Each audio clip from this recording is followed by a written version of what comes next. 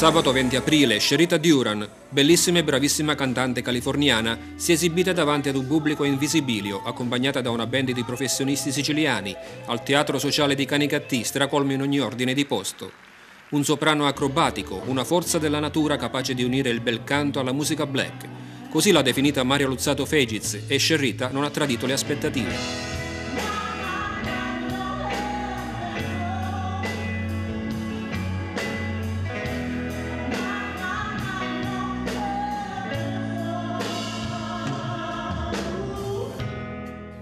Un repertorio vasto ed interessantissimo, da Tina Turner, interpretata magistralmente, a Michael Jackson. Non sono mancati attimi di commozione sia sul palco che tra il pubblico. Uno spettacolo molto gradevole che ha regalato chicche e perle musicali.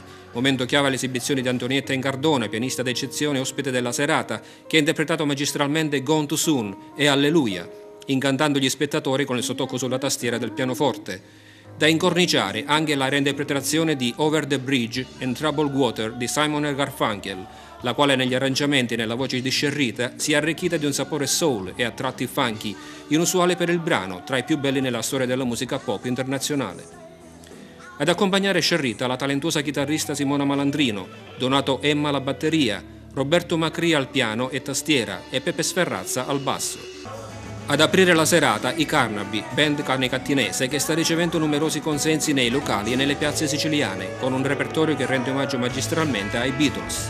Nella serata il quartetto, composto da Peppe Sandonato, Vincenzo Sandonato, Pietro Pelonero e Peppe Racalbuto, ha inoltre presentato dei brani inediti, attualmente in fase di produzione presso gli studi di Circuiti Sonori diretti da Armando Cacciato. L'evento stesso è stato promosso dal Circuiti Sonori Music Club.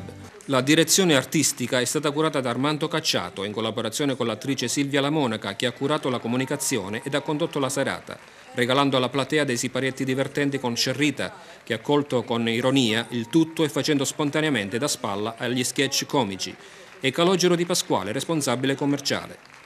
Ospite della serata anche la piccola Maria Chiara Messina, che fa parte dell'associazione Neos Giovani, uno degli sponsor della serata, che ha stupito la platea con la sua esibizione ricevendo complimenti dalla stessa Sherita Duran.